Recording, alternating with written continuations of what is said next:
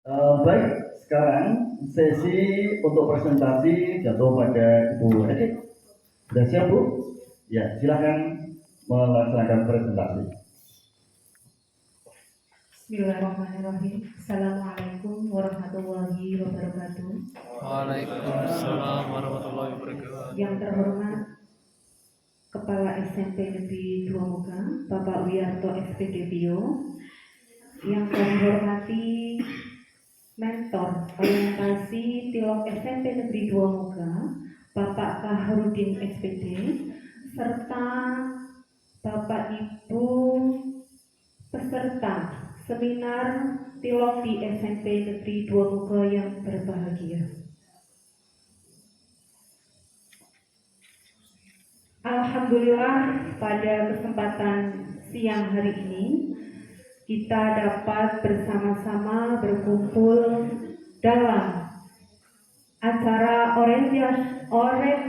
orientasi pengenalan nilai dan etika pada instansi pemerintah bagi pegawai pemerintah dengan perjanjian kerja Kabupaten Pemalang tahun 2023 hari Selasa 18 April 2003 dalam keadaan sehat. Perkenalkan, nama saya Etik Dwi Rahmawati SPD, tempat tanggal lahir Pemalang 31 Oktober 1982, unit kerja di SMP Negeri 2 Muka. Adapun maksud dan tujuan, yang pertama, peserta mampu memahami program orientasi dan mengenal nilai dan etika instansi pemerintah Kabupaten Pemalang. Yang kedua, peserta mampu mengaktualisasikan nilai-nilai dasar ASN berakhlak. Nilai dan etika pemerintah Kabupaten Pemalang yang mengusung visi terwujudnya Kabupaten Pemalang yang adil, makmur, agamis, dan ngangni. Serta saya kutip salah satu misi di Kabupaten Pemalang, yaitu mewujudkan rasa aman, ketentraman, dan ketertiban masyarakat, mewujudkan penyelenggaraan tata kelola pemerintahan yang baik dan bersih.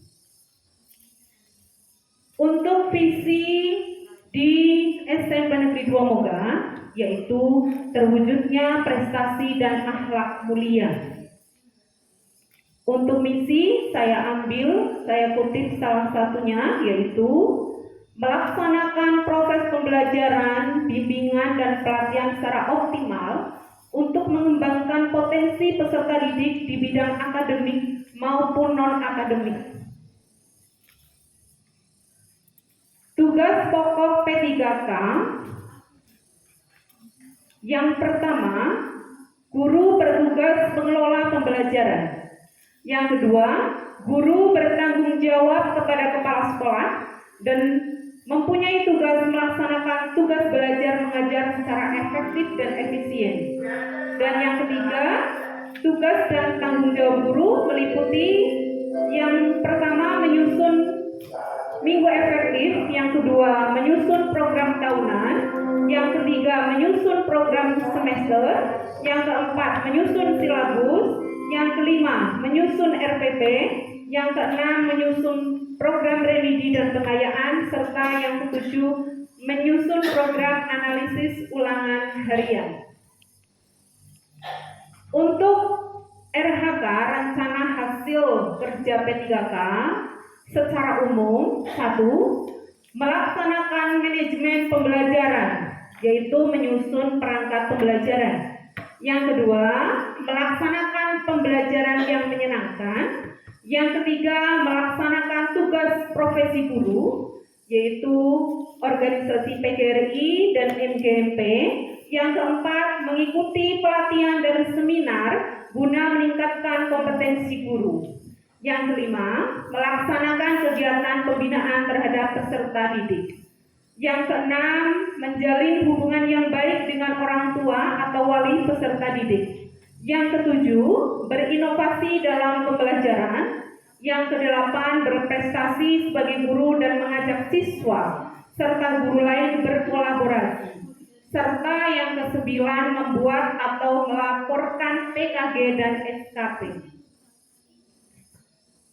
Untuk rencana kerja menengah di SMP Negeri 2 Moga, saya mengambil klasifikasi isu.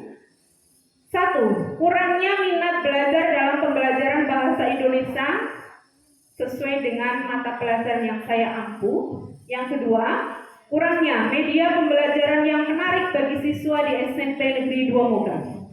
Gagasan yang diangkat meningkatkan minat belajar siswa di SMP Negeri 2 Moga dalam pembelajaran bahasa Indonesia dengan pengembangan media pembelajaran yang inovatif.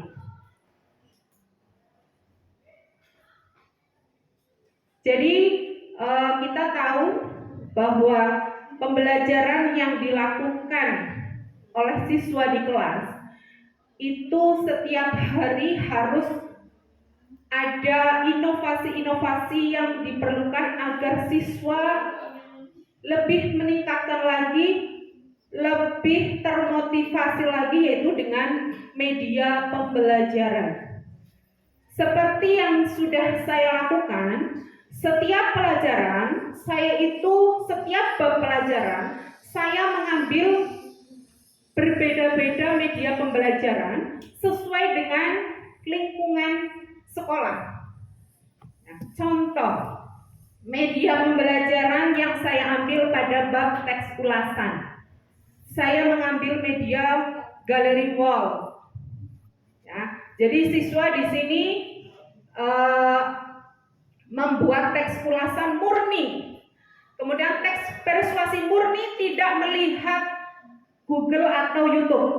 Jadi saat itu juga harus selesai, tidak boleh dibawa pulang.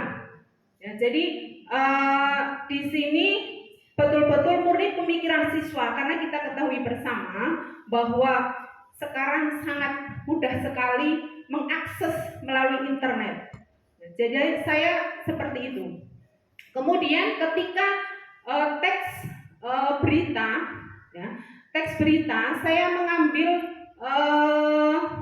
media pembelajaran audio visual di lingkungan saya sendiri. Jadi untuk membuat daftar pertanyaan, saya menampilkan video pembelajaran, yaitu pada saat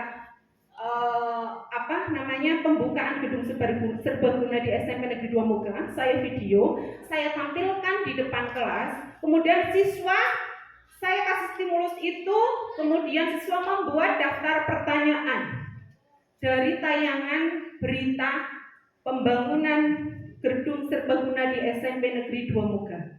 Demikian juga ketika materi teks puisi, kemudian materi drama juga sama.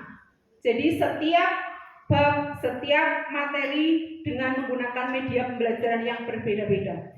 Yaitu pada tahun ke-1 saya rencana kerja menengah saya yaitu membuat media pembelajaran yang menyenangkan dan inovatif melalui media pembelajaran dalam pembelajaran bahasa Indonesia di SMP Negeri 2 Moga. Yang kedua, memperbaiki penggunaan media pembelajaran bahasa Indonesia di SMP Negeri 2 Moga. Tahun yang ketiga, menambah pengetahuan tentang media pembelajaran inovatif yang beragam. Yang keempat, mengaplikasikan media pembelajaran yang lebih bervariasi dalam pembelajaran bahasa Indonesia.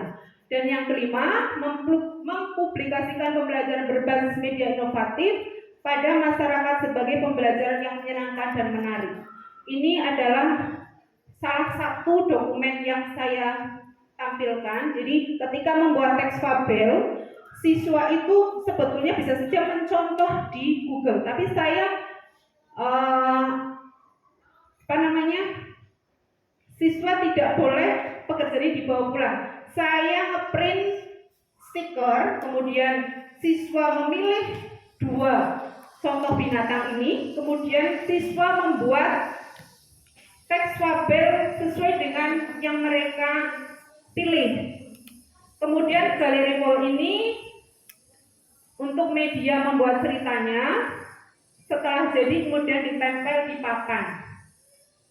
Ini salah satu teks fabel dan alhamdulillah siswa semuanya bisa ternyata semua siswa itu mampu membuat teks-teks dengan kemampuan mereka sendiri, baik secara individu ataupun kelompok. Simpulan, jadi dari kegiatan rangkaian orientasi ini memberikan kesempatan kepada ASN P3K untuk melakukan pengenalan terhadap tugas pokok dan fungsi sesuai dengan tujuan rekrutmen, dan sebagai ASN P3K di lingkungan pemerintah Provinsi Jawa Tengah perlu diberikan pendampingan agar dapat menyesuaikan diri dengan nilai-nilai dan budaya kerja pemerintah Provinsi Jawa Tengah. Dan manfaat yang bisa kita ambil yaitu setelah kita mengikuti orientasi diharapkan dapat meningkatkan kinerja ASN P3K, dapat meningkatkan pengetahuan tentang nilai-nilai dan etika dalam pemerintahan Jawa Tengah, dan mampu mengaktualisasikan di dalam kehidupan sehari-hari dan di tempat tugas. Demikian saja pemaparan presentasi yang bisa saya sampaikan. Mohon maaf apabila ada tutur kata yang kurang berkenan. Terima kasih. Wassalamualaikum warahmatullahi wabarakatuh. Waalaikumsalam warahmatullahi wabarakatuh.